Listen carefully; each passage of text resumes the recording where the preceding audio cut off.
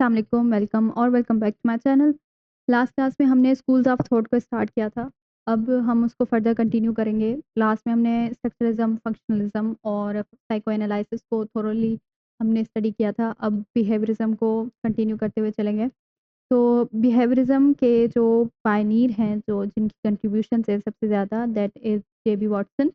और फिर आ जाते हैं सेकंड पे, बीएफ स्किनर। जेबी वॉटसन ने पहले क्रिटिसाइज़ किया जो प्रीवियस स्कूल ऑफ थॉट थे, उनका क्रिटिसिज्म था that these school of thought focus on mind mostly. So mind is no can't be observe. हम माइंड को ज़्यादातर ऑब्ज़र्व नहीं कर सकते, तो हम उस पे रिलाई कैसे कर सकते हैं? हम कैसे उसको स्टडी करेंगे जब ऑब्ज़र्व ही नहीं किया जा सकता माइंड को। तो उनका सबसे बड़ा क्रिटिसिज़्म इस बात पे था और दूसरा उनका कहना था कि इंट्रोस्पेक्शन, जिन्होंने आपने हमने लास्ट क्लास में इंट्रोस्पेक्शन को थोरोली पढ़ा था, लेकिन फिर भी अगर हम इसको दोबारा से रिवाइज़ कर लेते हैं। Introspection means to look inside. तो अब जो तो इनका जो भी जेबी वाटसन का क्रिटिसिज्म था इंट्रोस्पेक्शन पे, that was that introspection is very subjective. हर इंसान इंट्रोस्पेक्शन का जो अ, अपने इंट्रोस्पेक्ट करता है, वो दैट कम्स फ्रॉम हिज़ और हर पर्सपेक्टिव, कि जिसमें आप अपनी चीज़ों को, अपनी सिचुएशंस को अपने हिसाब से एक्सप्लेन करते हो और फिर उसको दूसरों तक उसको समझाते हो। तो that was his main criticism on introspection, कि हम सब्जेक्टिव चीज़ को कैसे सब पे जनरलाइज़ करेंगे। ओके, उसके बाद जो बिहेवियरिज़्म आया, जिसमें जेबी वॉटसन ने बताया कि what is behaviourism. Behaviourism focuses on the behaviours that can be observed. यानी कि जो भी इंसान के हमारे बिहेवियर्स हैं, हम जिनको ऑब्जर्व कर सकते हैं, बिहेवियरिज़्म का मेन फोकस उस पे होता है। यानी कि हम अपने जो माइंड है, अपनी मेंटल स्टेट है किसी भी की भी, हम उसको बिहेवियर के थ्रू स्टडी करते हैं और फिर उसको समझने की कोशिश करते हैं। So this was his take on the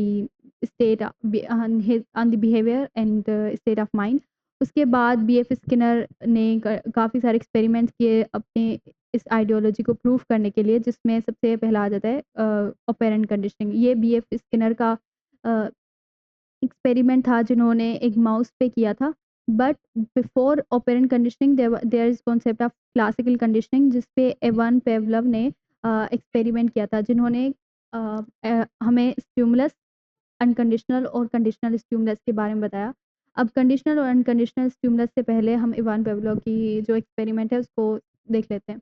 अब इवान पेवलोव ने क्या किया, उन्होंने एक डॉग लिया और फिर उसको एक रूम में बंद कर लिया। अब उसको क्या करते थे कि जब उसको खाना देना होता था, उससे पहले वो ना बेल रिंग करते थे, घंटी बजाते थे। जैसे ही खाना दिया जाएगा उससे पहले घंटी बजेगी, तो उसने उसने क्या देखा कि जो डॉग है that generate saliva before even getting food.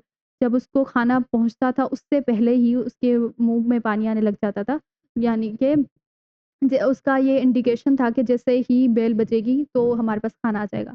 सही? तो अब इस एक्सपेरिमेंट से उसने क्या नतीजा निकाला दैट स्टिमुलस जो हमारा है इस केस में, स्टिमुलस कहते हैं हम किसी भी जो इम्पल्स होता है, कि जो हमारा रिस्पॉन्स में हमें हेल्प करे, कि कोई भी ऐसी चीज़ है जो हमारा इमीडिएट रिस्पॉन्स जनरेट करे। फॉर एग्ज़ाम्पल, अगर हम जब हाथ रखते हैं किसी गर्म चीज़ पे, तो हम इमीडिएटली वो हाथ हटा देते हैं, तो वो क्या है? स्टिमुलस है, गर्म चीज़। या फिर किसी की आवाज़ सुनना, ये भी एक स्टिमुलस है। तो स्टिमुलस कोई भी ऐसी चीज़ जो हमें रिस्पॉन्स जनरेट करवाती है, उसको हम स्टिमुलस कहते हैं।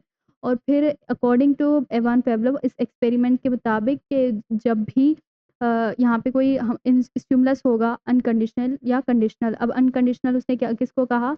अनकंडीशनल स्टिमुलस कहते हैं फूड को इस कंडीशन में।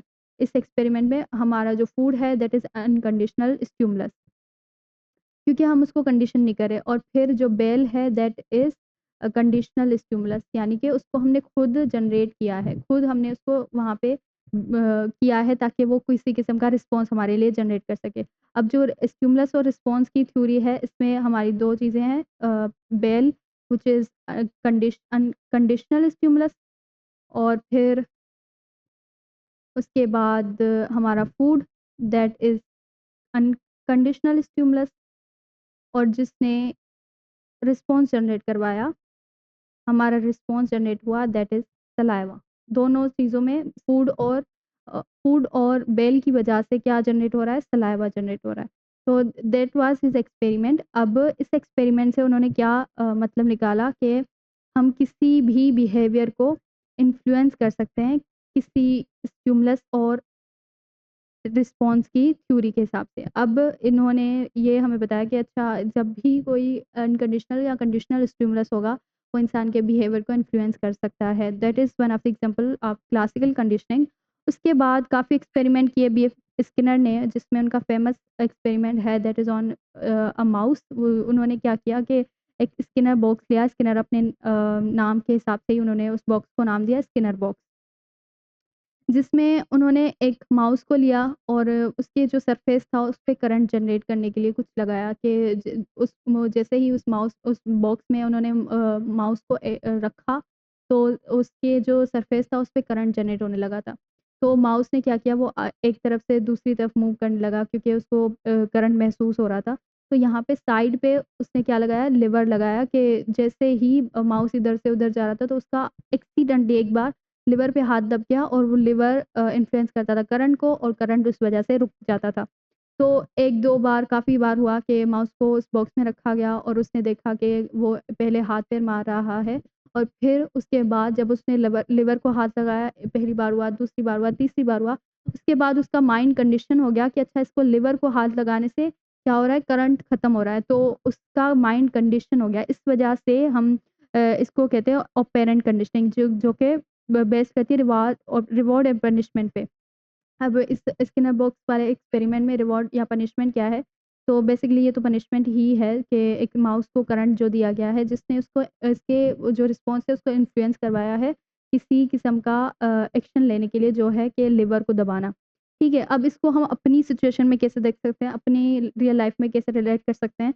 वो ये कि आपने देखा होगा कि काफ़ी सारे स्टूडेंट्स, अब जब भी हम स्कूल लाइफ में थे, अगर हमारे मार्क्स अच्छे आ जाते हैं और हमें कोई एप्रिसिएशन मिलती है, कोई रिवॉर्ड मिलता है, तो हम हाईली चांसेस है कि हम दोबारा मेहनत करेंगे और फिर रिवॉर्ड हासिल करने की कोशिश करेंगे।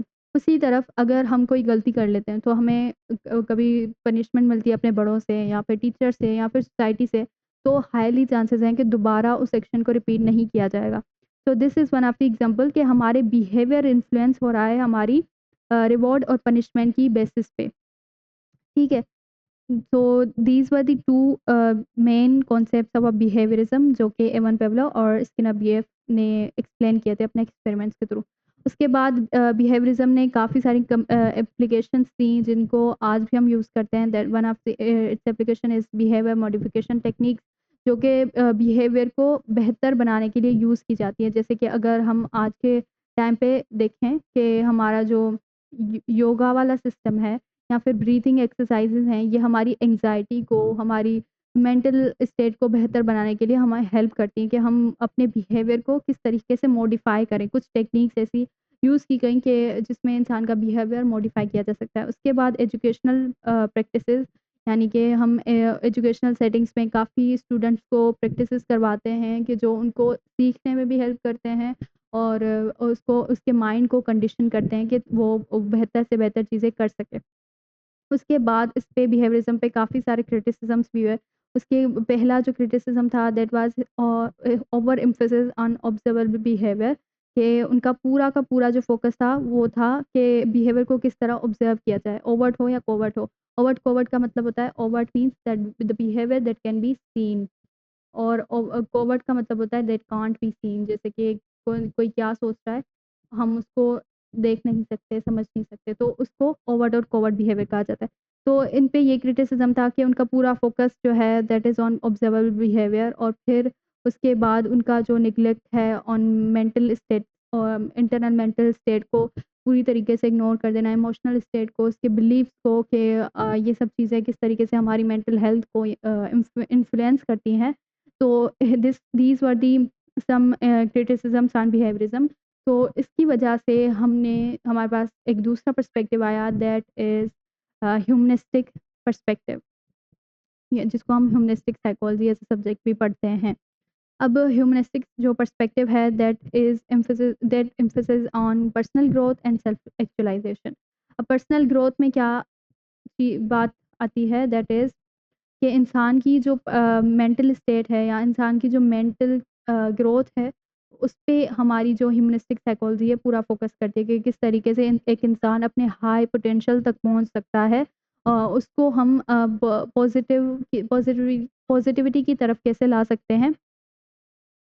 तो ये सब चीज़ें हमें ह्यूमनिस्टिक साइकोलॉजी बताती है। जैसे ह्यूमनिस्टिक साइकोलॉजी का एम्फेसिस है that is on personal growth and self actualisation.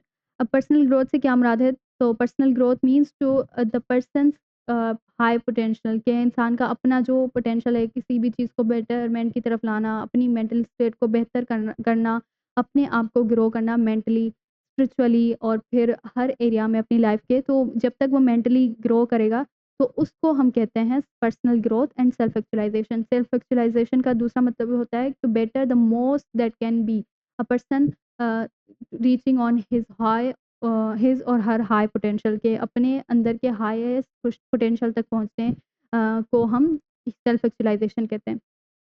अब सेल्फ एक्चुअलाइजेशन और जो पर्सनल ग्रोथ या फिर ह्यूमनिस्टिक पर्सपेक्टिव था, उसके जो की फिगर्स हैं that is Carl Rogers and Abraham Maslow. अब अब्राहम मास्लो ने अपनी एक थ्योरी दी थी जिसको हम कहते हैं मास्लोज़ हायरार्की ऑफ नीड्स। उन्होंने बताया था कि इंसान की नीड्स होती हैं, अगर वो उन नीड्स को स्टेप बाय स्टेप फुलफिल करता है तो वो ऊपर चलता चला जाता है। अब उनका कहना था कि इंसान की जो नीड्स हैं उसमें पहली नीड है दैट इज़ फिजियोलॉजिकल नीड। यानी जिसमें हमारी कपड़ा, रोटी, कपड़ा, मकान, हमारी ये 4-5 चीज़ें जो हैं, इसको जब तक अगर हम फुलफ़िल ना करें, अगर किसी को डेली बेसिस पे स्ट्रगल करना पड़ता है 2 वक़्त के खाने के लिए, तो वो आगे वाली स्टेज पे नहीं पहुँच सकता। उसको सेफ्टी, ये सब चीज़ें वो इग्नोर कर लेगा बेसिकली। तो उसका प्राइमरी फ़ोकस जो होगा फिज़ियोलॉजिकल नीड्स पे होगा कि हम किस तरीके से वो खाने, अपने अपने शेल्टर को, अपनी कपड़े को, अपने इन चीज़ों के लिए स्ट्रगल करता रहेगा। अगर ये फिज़ियोलॉजिकल नीड्स पूरी हो जाती हैं तो हम पहुँचेंगे सेफ्टी वाली नीड्स पे। यानी कि हमें अब अगर फिज़ियोलॉजिकल नीड्स पूरी हो गई हमारी तो हमें क्या चाहिए? हमें सिक्योरिटी भी चाहिए, हमें रिसोर्सेज़ भी चाहिए, हमें सेफ्टी भी चाहिए। तो ये सेकंड स्टेप है, जैसे ही हमारी फिज़ियोलॉजिकल नीड्स पूरी हुई, अब हम जंप करेंगे सेफ्टी नीड्स पे। जब हमारी सेफ्टी नीड्स पूरी होंगी फिर हमें चाहिए लव एंड बिलॉन्गिंग। हमें चाहिए कि हम अपनी कोई फैमिली हो, हमारी हमारी फ्रेंडशिप्स हों, हमें इंटीमेसी भी चाहिए। ये सब चीज़ें आ जाती हैं लव एंड बिलॉन्गिंग में। उसके बाद अगर ये तीनों स्टेजेस पूरी हो जाती हैं, उसके बाद हम जंप करते हैं सेल्फ एस्टीम वाली स्टेज पे। यहाँ पे हमें सेल्फ रिस्पेक्ट और सेल्फ एस्टीम का ख़्याल आ जाता है कि हम अपने फैसले जो हैं अपने आज़ाद को लेके लेते हैं, अपनी बिलीफ्स और बिलीफ सिस्टम को आगे रख के फिर हम चीज़ों को करते हैं। अगर ये चारों स्टेजेस फुलफिल हो जाती हैं, फिर जाके हम पहुँचते हैं सेल्फ एक्चुअलाइज़ेशन वाली लेवल पे, कि जब हमें टेंशन होगी कि हम अपने हाई पोटेंशियल तक कैसे पहुँचे। तो मॉज़लोज़ हायरार्की ऑफ नीड्स यही हैं। हम इसको रियल लाइफ़ में भी देख सकते हैं कि जिन लोगों की जो बेसिक नीड्स हैं, जो प्राइमरी नीड्स पूरी नहीं हो सकती, तो वो अपनी लाइफ़ को लेके इतने फिलोसॉफ़िकल नहीं हो सकते।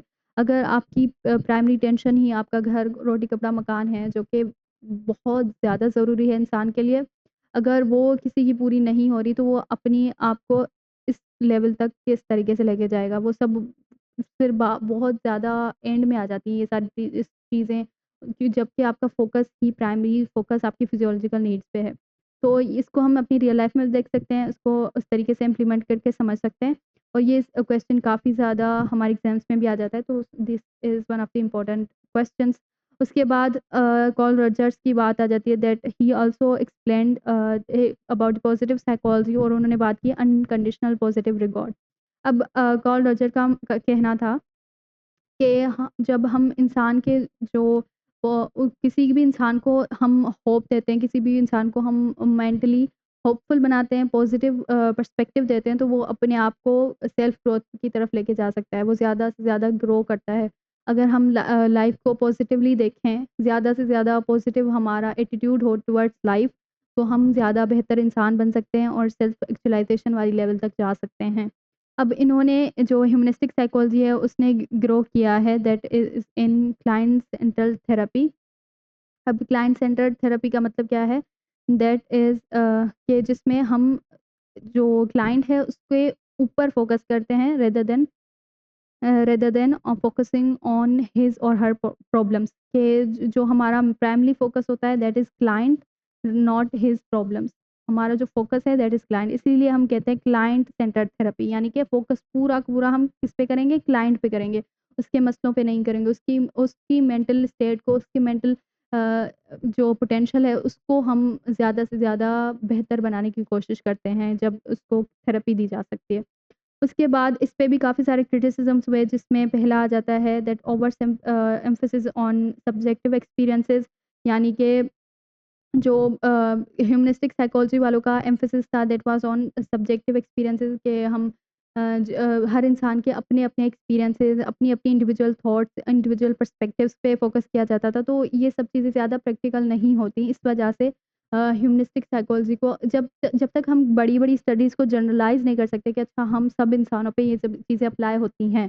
लेकिन इसमें ये आ जाता है कि हर इंसान का परसेप्शन अलग है, हर किसी का अपना एक्सपीरियंस अलग है, तो हम उस स्टडी को जनरलाइज़ नहीं कर सकते। इस वजह से इस पे ये क्रिटिसिज़्म किया जाता है कि दैट इज़ वेरी सब्जेक्टिव और लेस साइंटिफिक। हम इसको हर किसी के अपने पर्सनल एक्सपीरियंस से लेंगे और उसके जो साइंटिफिक मेथड्स हैं, उसके थ्रू उसको मेज़र नहीं करेंगे, तो किस तरीके से हम किसी कंक्लूजन तक पहुँच सकते हैं।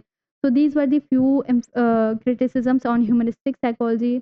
और उसके बाद हमारे पास आ जाता है कॉग्निटिव पर्सपेक्टिव या फिर कॉग्निटिव साइकोलॉजी। इसको हम कंटिन्यू करेंगे।